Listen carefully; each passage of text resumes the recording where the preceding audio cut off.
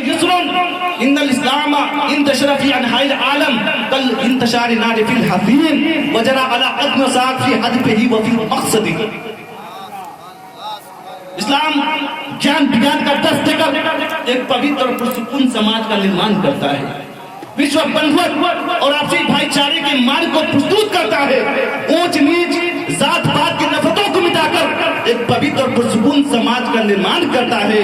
یہی وجہ ہے اسلام کبھی سماج کو توڑتا نہیں ہے بلکہ جان بجان کا درس دے کر ایک پوتر اور پرسکون سماج کا نرمان کرتا ہے.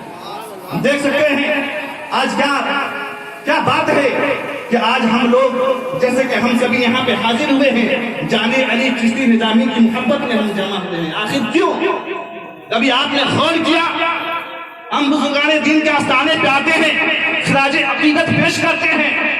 انسان ہم بھی ہیں، انسان آپ بھی ہیں اور انسان وہ بھی ہیں، لیکن ان کو گزرے کچھ عرصہ گزر گیا لیکن آج بھی ان کی یاد میں ہم محفلیں جلسے کا انعقاد کرتے ہیں. آخر کیوں؟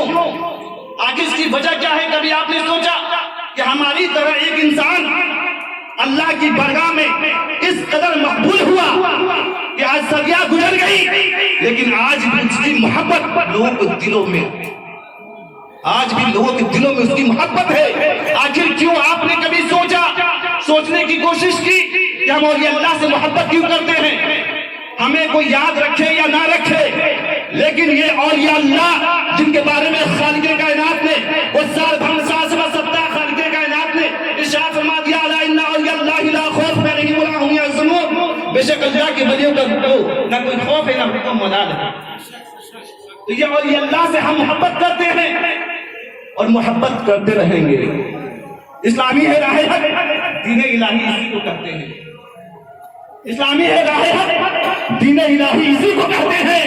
مر گیا جو عشق نبی میں اظہر، جنتی اسی کو کہتے ہیں. جب آپ اور یہ اللہ کے بایوگرافی کو پڑھیں گے، جب آپ ان کے جیونی کا مطالعہ کریں گے تو آپ کو پتہ چل جائے گا یہ اولیاء اللہ عام انسان نہیں تھے. ان کے دل میں اللہ کا خوف اور رسول کی محبت تھی.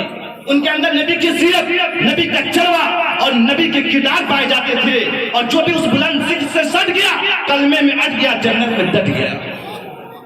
پیغمبر اسلام صلی اللہ علیہ وسلم کی ذات بابرکات اپنی سیرت طیبہ کے وسیلے سے جملہ بشری حیاتیاتی کا ایسا نمونہ عمل پیش کر دیا ہے کہ جس کی اتباع میں بنی نوع انسان کی بھلائی اور شرافت نفس کا راز پوشیدہ ہے. ایسا تہذیب و تمدن نہ کسی قوم کو حاصل ہے اور نہ کبھی حاصل ہو سکتا ہے.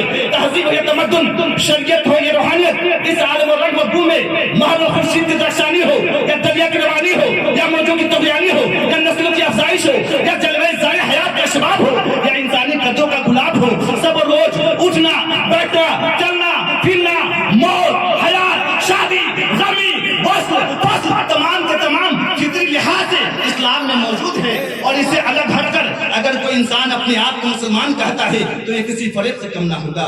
عشق و الفت کا معیار کوئی دیکھے تو، عشق کرنے کا سرا پیار کوئی دیکھے تو پھر کہیں دنیا میں جانے کی ضرورت کیا ہے؟ سیرت صدیقہ ابرار کو دیکھے.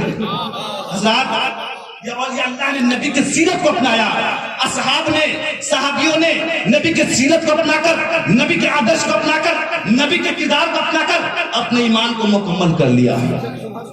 شہدائے کربلا نے نبی کی سیرت کو اپنا کر، نبی کے کردار کو اپنا کر، نبی کے آدرش کو اپنا کر اپنے ایمان کو مکمل کر لیا. یہ اولیاء اللہ نے ذکر الہی کے پٹی میں تب کر، عشق رسول میں ڈوب کر جب یہ اولیاء اللہ نے اپنے ایمان کو مکمل کر لیا تو ہم دیکھ سکتے ہیں کوئی غوث اعظم بن کے چمکا، کوئی